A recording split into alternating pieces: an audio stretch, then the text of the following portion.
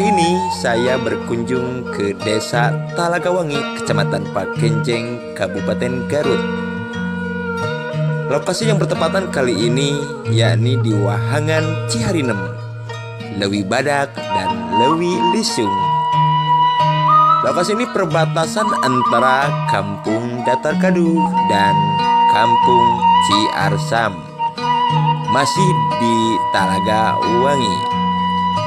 Suasana yang asri dengan elok pemandangan yang begitu menakjubkan, indah luar biasa, seperti sungai, pesawahan, serta hantaran pegunungan. Desa ini secara geografis dan bertatanan ekonomi menghasilkan daripada pertanian dan penghasilan kopi yang begitu luar biasa. Buat sahabat, bisa berkunjung langsung ke Desa Talagawangi, Kecamatan Pakenjeng, Kabupaten Garut.